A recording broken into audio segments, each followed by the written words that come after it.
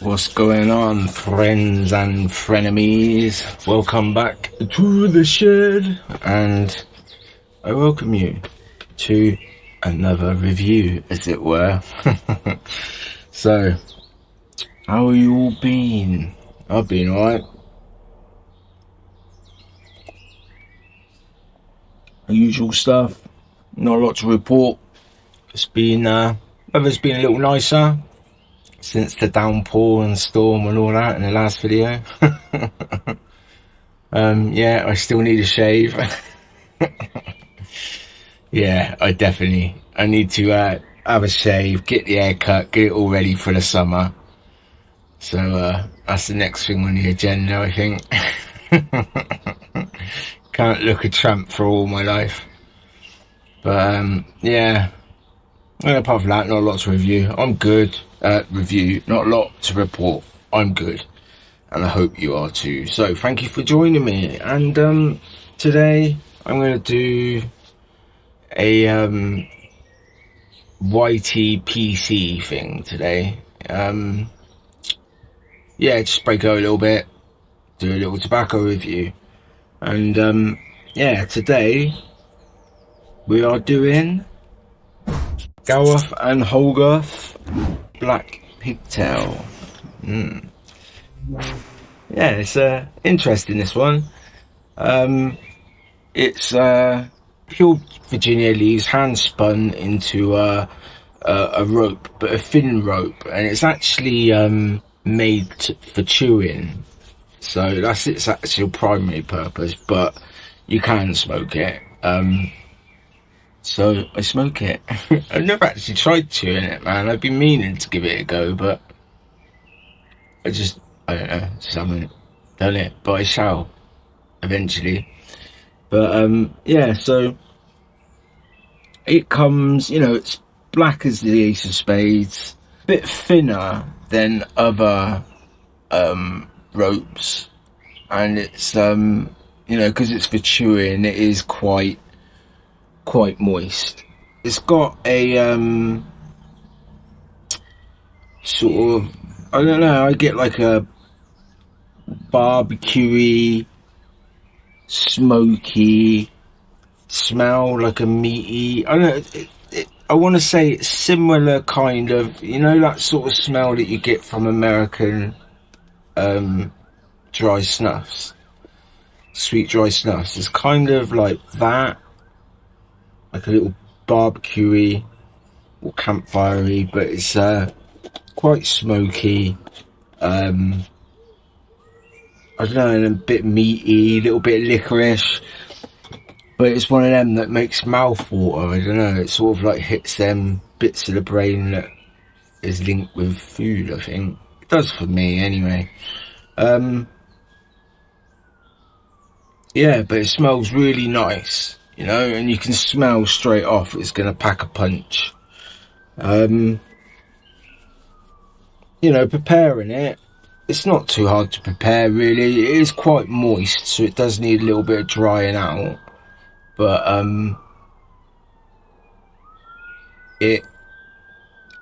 just cut a chunk off, slice it up into, slices. Sometimes cube it up a little bit again, slice it again, and then just rub it out.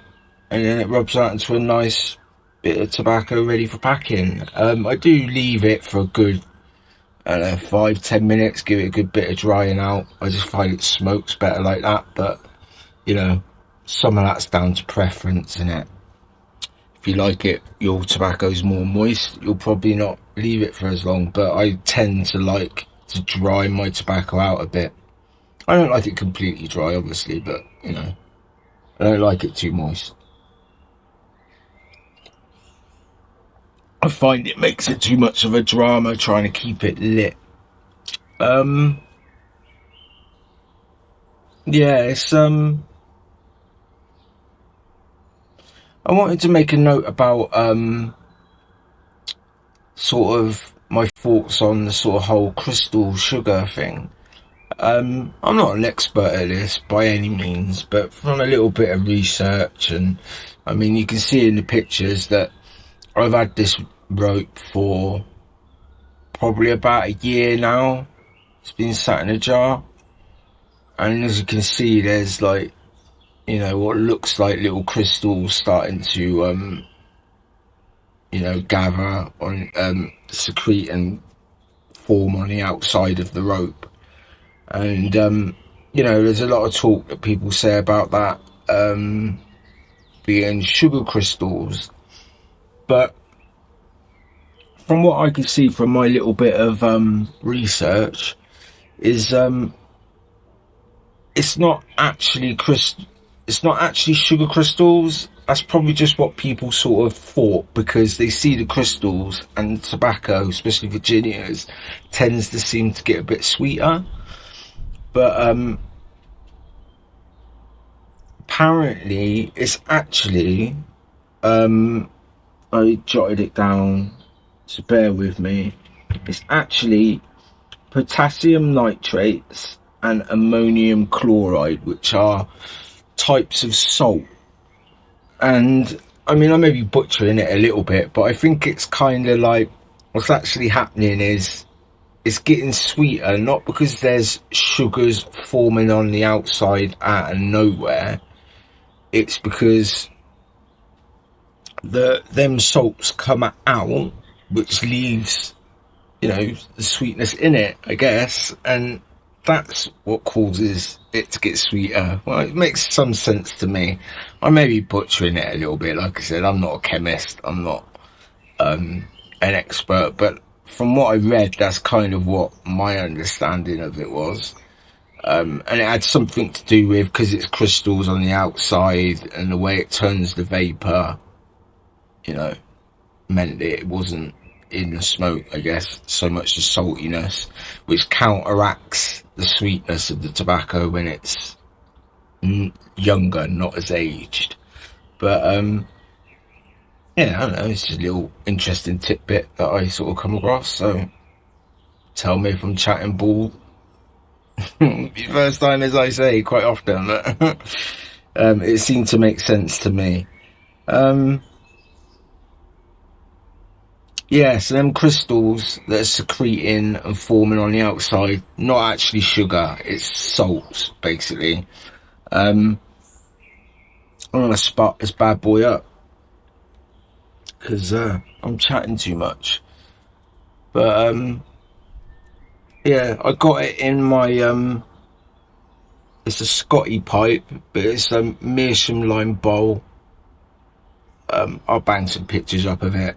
Again, this was a gift to me from my friend Sylvia over at Vintage Pipe Nightmares. Brilliant pipe. It is my rope smoking pipe.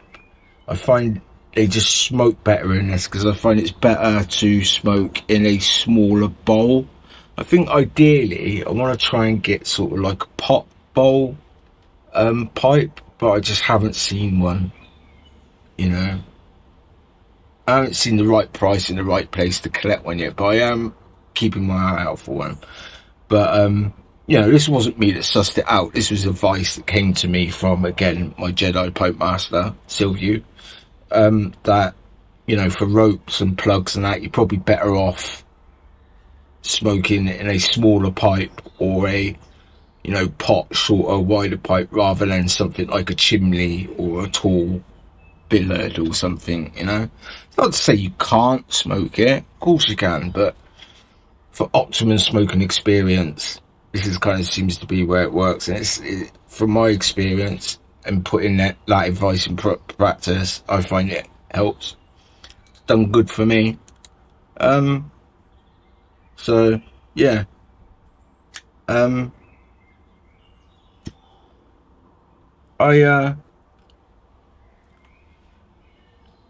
I do really like this. I've bought it a few times, a few bits of this PigTail.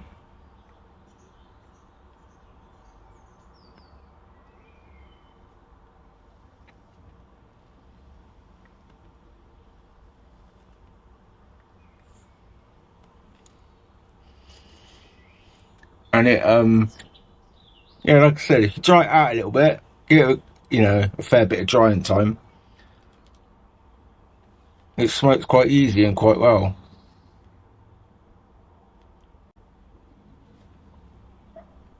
Like I said, straight from the smell, you can tell it's going to be a bold, strong, big nick hit. Pardon me. We're all friends here.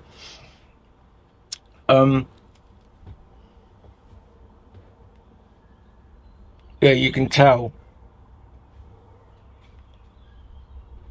it's got that like smoky, leathery, a little bit of licorice sort of taste.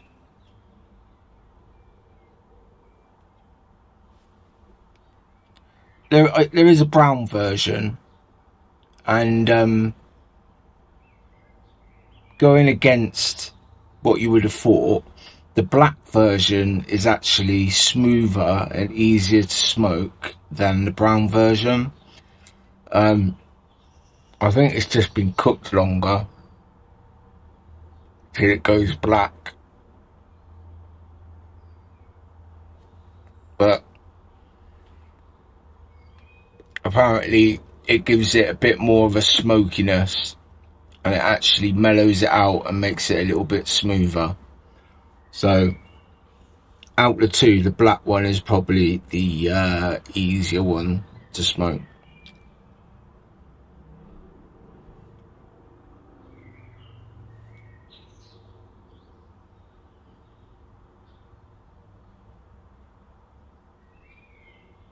But yeah, it's strong. It's got a good nick hit punch to it, and it's a real bold, flavourful smoke. They say not for beginners, so bear that in mind.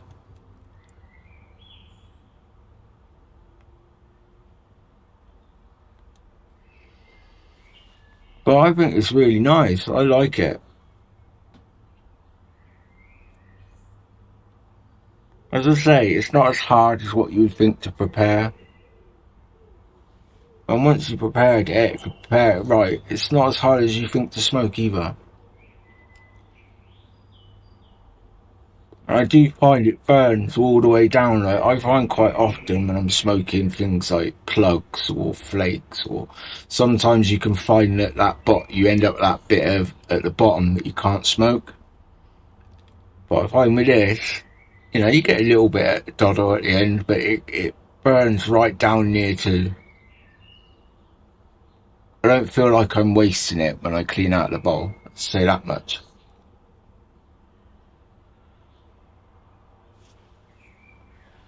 The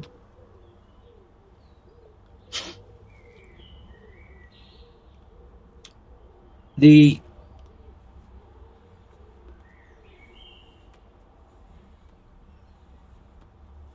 sorry, the strength for me isn't overpowering, but it is one that I can definitely feel the nick hit my head when I smoke it. Because I can't honestly say for a lot of pipe tobaccos.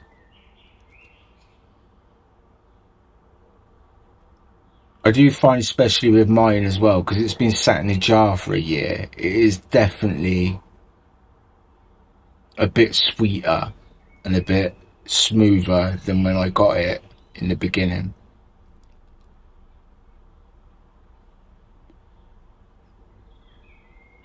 But no, it's good. It is good. And it gets one of these tobacco seal of approvals. Grade A. For what it's worth. But yeah, I like it. You can get hold of it. Give it a go. It's one of them that it's well worth trying, even if it's only once. And for you, that once is enough. So there you have it. Black PigTail.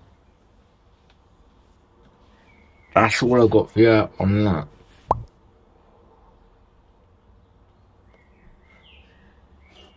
Before I go, I would like to sneak a little bit of housekeeping in, just to put some thoughts out there.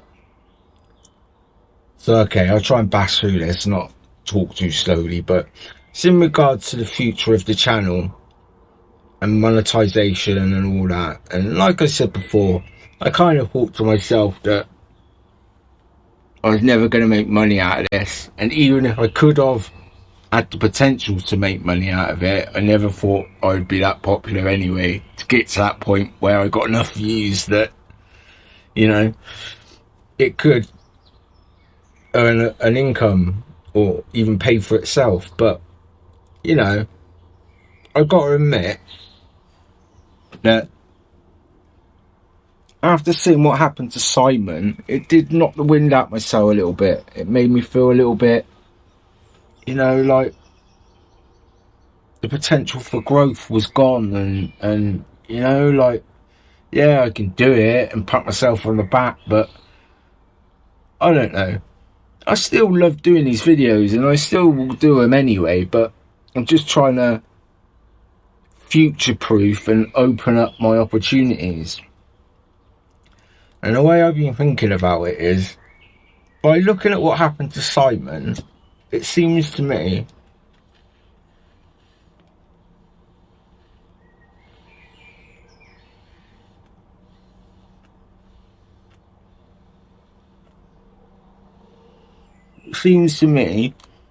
that their issue with his channel, they re-reviewed it. I mean, there was a line in it that said they re-reviewed his channel, and that because his content was all that one thing, like Simon's, what's the word, gimmick, or his, not gimmick, but his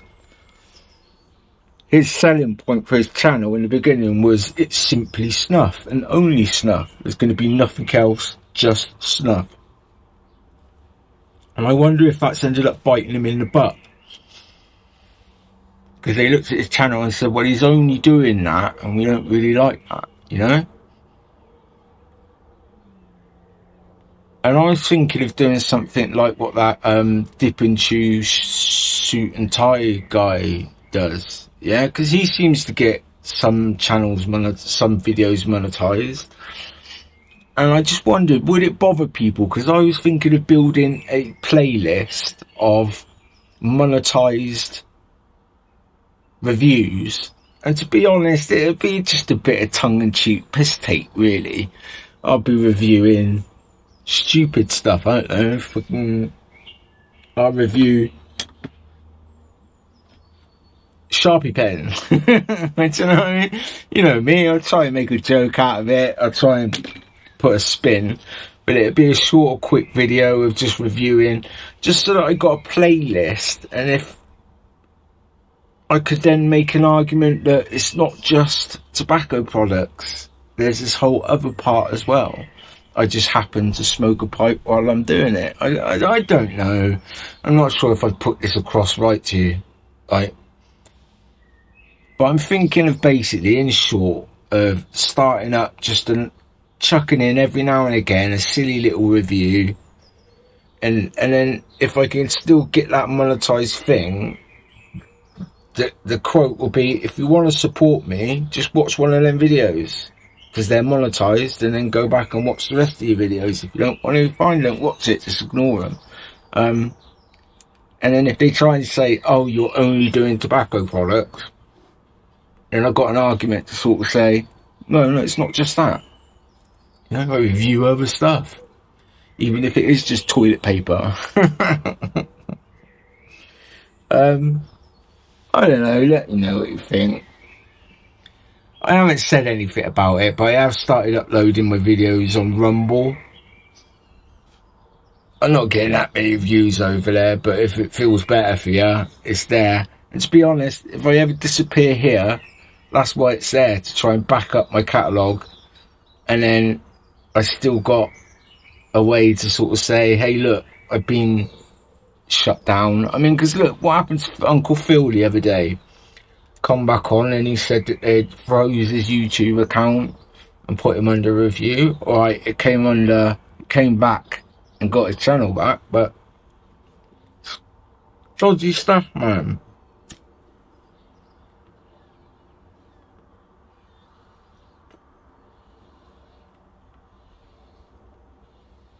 And I don't want to be forced into a situation where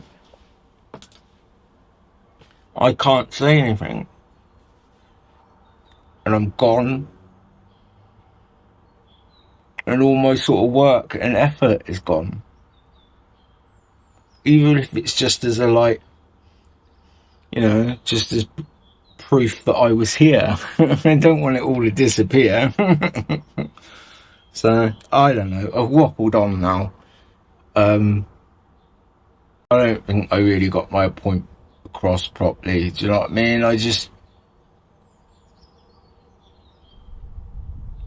try to think of ways to beat the system, I think. Because sure, I could just give this up and try and start another channel, but I really like doing this. So, whatever happens, I want to try and keep this going. So, there you go. Not a lot else to say, really. I suspect that when I look in the analytics, this would be where it just went tanked. Everyone stopped watching as soon as I started waffling about that crap. Fair enough. I don't know. But anyway, going forward, be a couple of snuff reviews coming up again now after this. As I said, I got a few snuff sent that a couple of people sent me, and I got a few that I just want to do, you know. I've been kind of locked on doing Simons because I haven't been knocking them out quick enough. So I got a few other ones. I mean, I didn't say at the beginning, I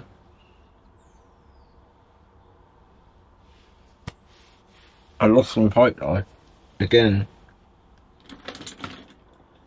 Story of my life is that I can't find my pipe knife. There you go. I got a backup instead. So I have been snuffing. Today I still got Simon's duck soup down there, but I've been doing a bit of SM Blue by Wilson's Ashara, so there'll be a review of that coming up soon. And what I've really been doing and enjoying is some Fribourg Trea Old Paris. Yeah, Old Paris, which surprised me because I don't know. I had tried it, like opened a tin and gave it a try a while back, but I think I got it muddled up. I can hear a bzzz. Something's flying around.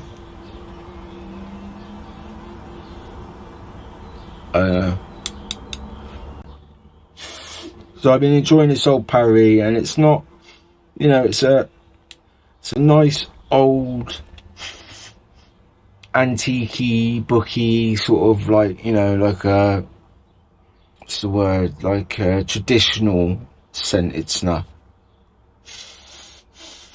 I don't know why, I thought it was really floral. I mean, it's a little bit floral, but I thought it was like really strong floral. That's what I thought it was. But there will be a review coming up of that very soon. So you got that to look forward to. I feel like this video is a bit cruddy, if I'm honest. I don't feel like I've been running very smooth, so I apologise if this is a bit off, but yeah, I'm going to leave it there because it's going to drag on too long otherwise. So if you made it this far, thank you very much for watching. I do appreciate it. Thank you for all the new subs that have come in lately. We're at 440, 441, fast approaching 500. Exciting. Yeah, thank you. So thank you for your support and thank you for putting up with me.